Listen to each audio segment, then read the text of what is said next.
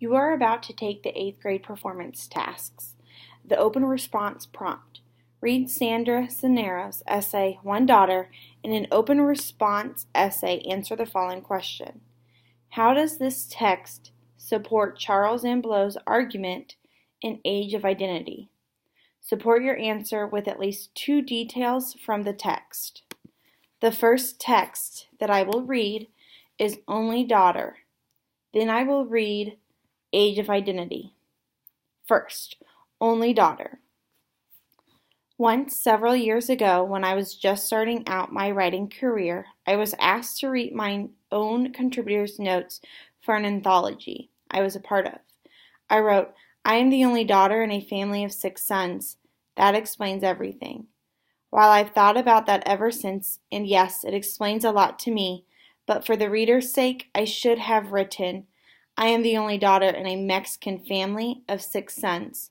Or even, I am the only daughter of a Mexican father and a Mexican-American mother. Or, I am the only daughter of a working-class family of 9. All of these had everything to do with who I am today. I am, the only daughter and only a daughter.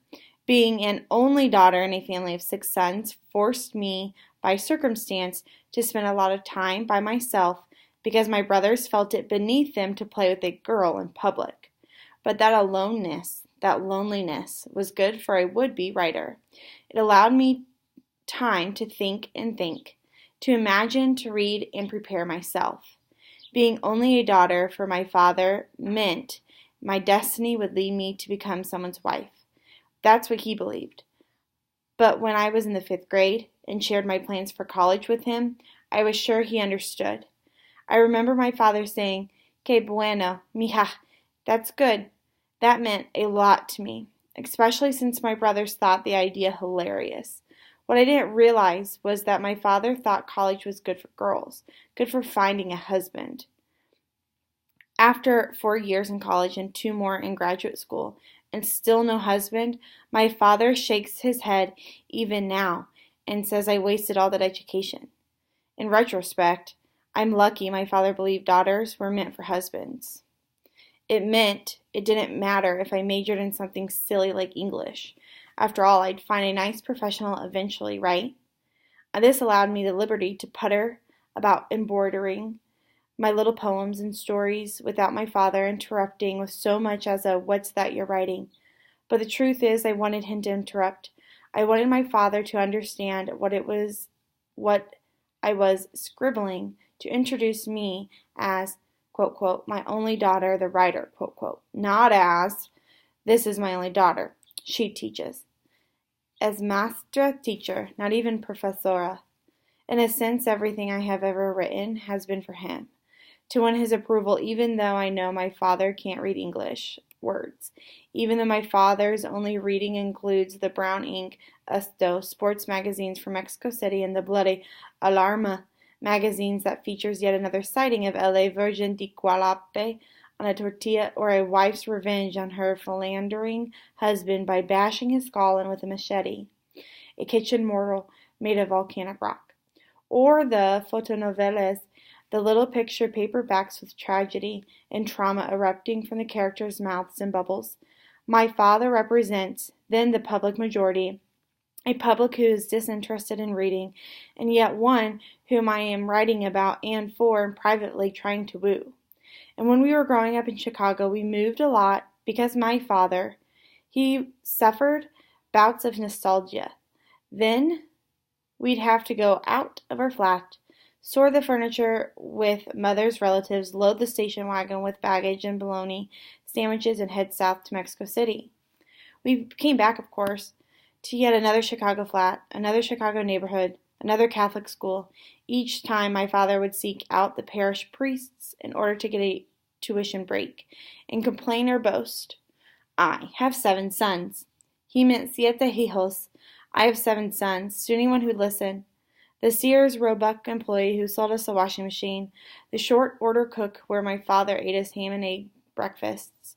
I have 7 sons, as if he deserved a medal from the state.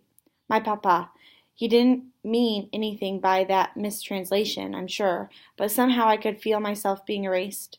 I tugged my father's sleeve and whispered, "Not 7 sons, 6, and 1 daughter." When my oldest brother graduated from medical school, he fulfilled my father's dream that we study hard and use this, our heads, instead of this, our hands. Even now my father's hands are thick and yellow, stubbed by a history of hammer and nails, and twine and corals and springs. "Use this," my father said, tapping his head, "and not this," showing us those hands. He always looked tired when he said it. Wasn't college an investment, and hadn't I spent all those years in college? And if I didn't marry, what was it all for? Why would anyone go to college and then choose to be poor, especially someone who had always been poor? Last year, after 10 years of writing professionally, the financial rewards started to trickle in. My second National Endowment for the Arts Fellowship, a guest professorship at the University of California, Berkeley, my book, which sold to a major New York publishing house. At Christmas, I flew home to Chicago. The house was throbbing, same as always, hot tamales and sweet tamales hissing in my mother's pressure cooker, and everybody, my mother, 6 brothers, wives, babies, and aunts, cousins, talking too loud, and at the same time, like in the Fellini film, because that's just how we are. I went upstairs to my father's room.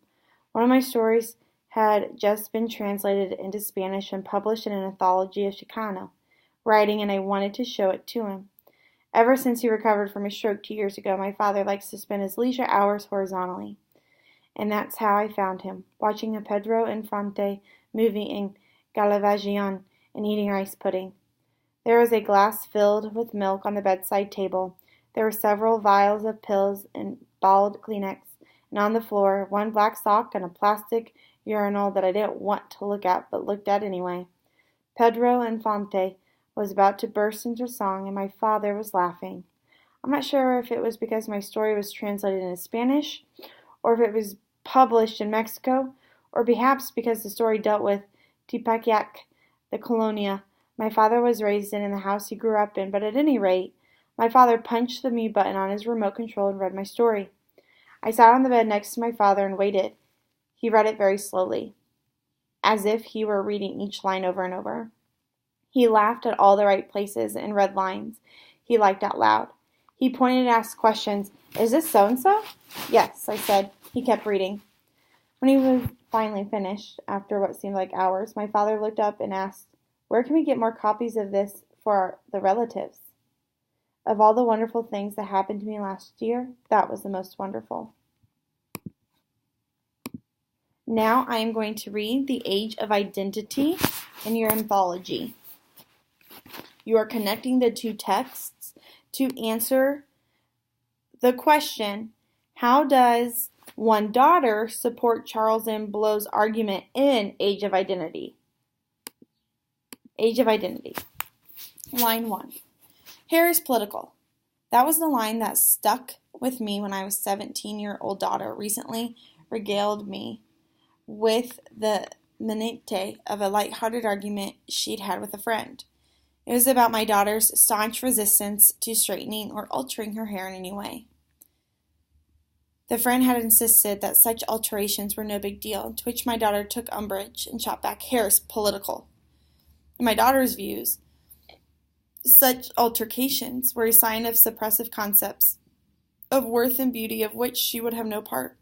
Presenting herself as nature made her was an act of self-loving defiance that demanded not her alteration but the alteration of other attitudes, about how we expect people to bend in order to belong, about how many destructive subliminal messages we've all absorbed, and how we must search ourselves for the truth of our own prejudices.